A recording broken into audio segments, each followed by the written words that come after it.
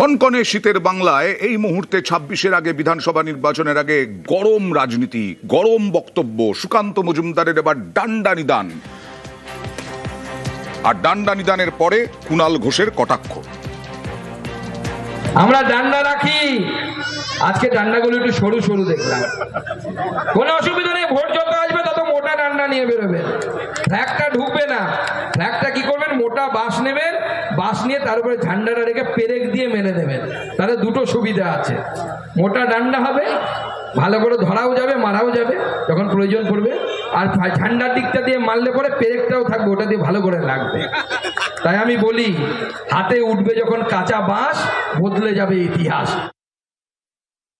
আপত্তিকর কথাবার্তা, এত বড় বড় কথা বলেন। বাংলার গরিব মানুষের টাকাগুলো আটকে রেখেছে দিল্লি, কই একবার তো দিল্লিকে বলেন না। বহু মানুষ আছেন যারা হয়তো কিছুদিনের জন্য ভুল বুঝে বিজেপিকেই ভোট দিয়েছিলেন, 100 দিনের কাজ করেছিলেন, তাদের টাকাগুলোর জন্যও তো বিজেপি সাংসদরা বলেননি। বাংলার বকেয়া 1,95,000 কোটি টাকা, প্রায় 2 লক্ষ কোটি টাকার বকেয়া নিয়ে তো কোনো কথা বলেননি।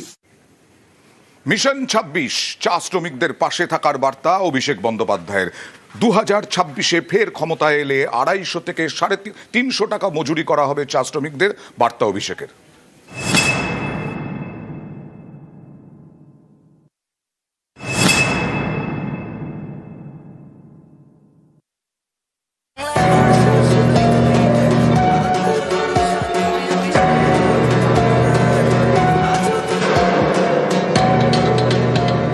आने वाले 3-4 महीने में जब दीदी का सरकार बनेगा चौथी बार, और मैं 1 महीना के अंदर यहाँ फिर से जरूरत पड़े तो आऊंगा, मेरा पहला प्रायोरिटी रहेगा अलीपुरद्वार। यहाँ पे ट्राइपार्टाइट मीटिंग बुलाया जाएगा और 7 दिन के अंदर ये डिसीजन इम्प्लीमेंटेड हो और 250 से बढ़ के 300 रुपया हो, वो हम सुनिश्चित करेंगे, ये मेरा वादा है।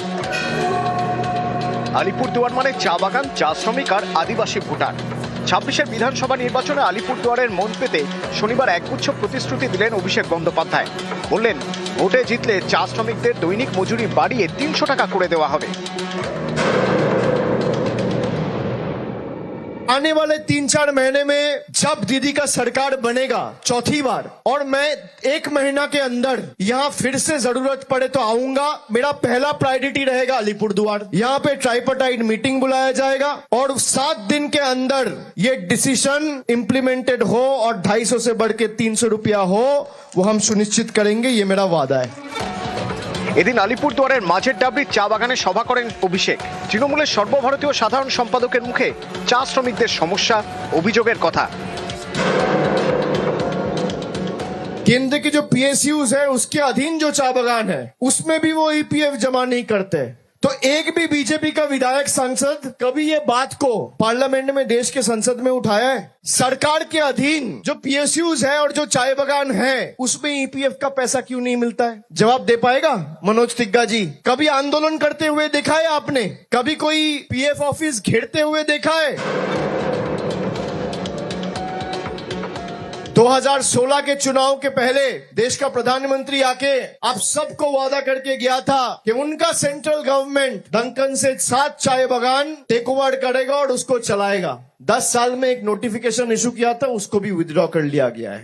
जिस पार्टी का प्रधानमंत्री का बात का कोई महत्व नहीं है, उस पार्टी कभी आपको कोई भी राहत दे सकता है क्या? 2021-এর বিধানসভা ভোটে গোটা বাংলায় সবুজ ঝড় উঠলেও উত্তরবঙ্গে ভালো ফল করে বিজেপি। আলিপুরদুয়ারের 5টি বিধানসভা আসনের মধ্যে 5টিতেই জেতে তারা। 26-এ সেই আলিপুরদুয়ারের সব বুথে তৃণমূলকে জেতানোর টার্গেট দিলেন অভিষেক বন্দ্যোপাধ্যায়, নিশানা করলেন বিজেপিকে।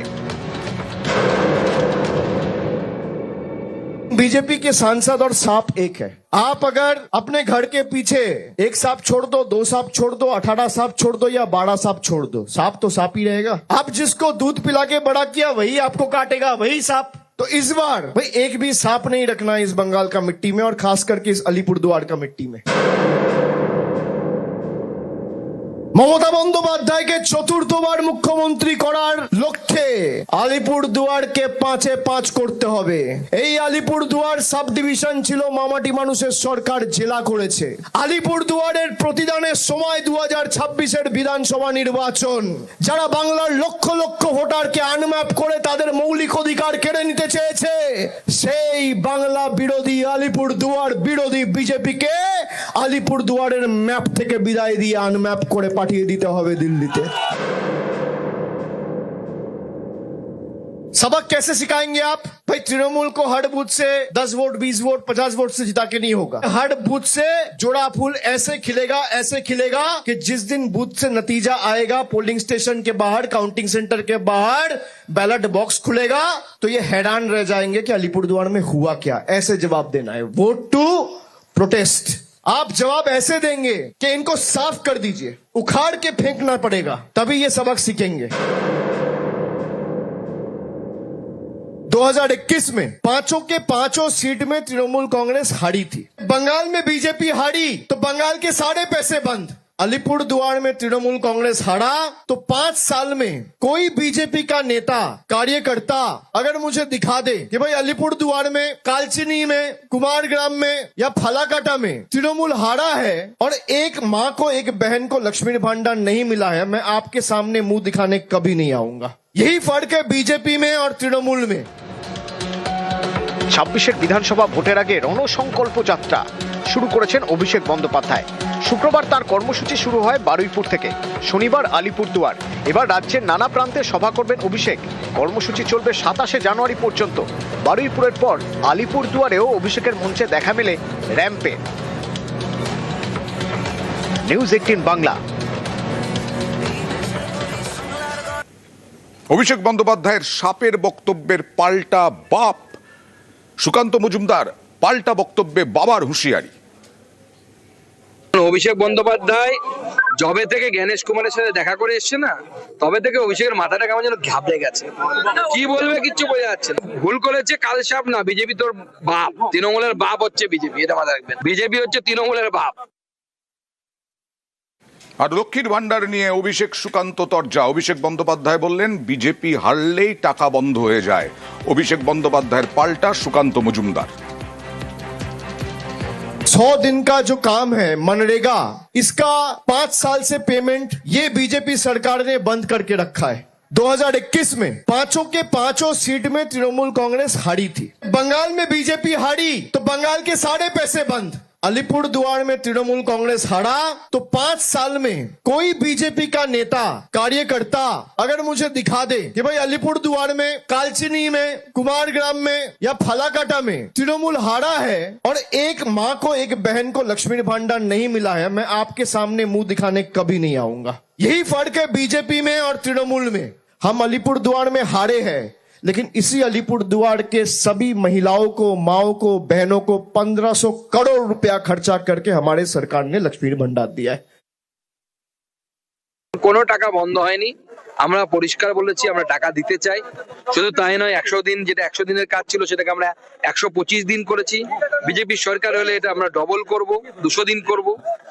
শুধু তাই নয়, আমরা শুধু এটুকুই বলেছি যারা চুরি করেছে, তৃণমূলও স্বীকার করেছে যে চুরি হয়েছে, তাদের বিরুদ্ধে এফআইআর করুন আপনারা, আমরা টাকা দিয়ে দেবো সঙ্গে সঙ্গে। কেন এফআইআর হবে না সেই বিডিওর এগেন্স্টে? কেন এফআইআর হবে না সেই পঞ্চায়েত সদস্য, পঞ্চায়েতের প্রধানের এগেন্স্টে যারা টাকা চুরি করেছে? জনগণের টাকা। আমি যদি চুরি করি কারো টাকা, আমার এগেন্স্টে এফআইআর হবে না? তাই হয় নাকি কোনো?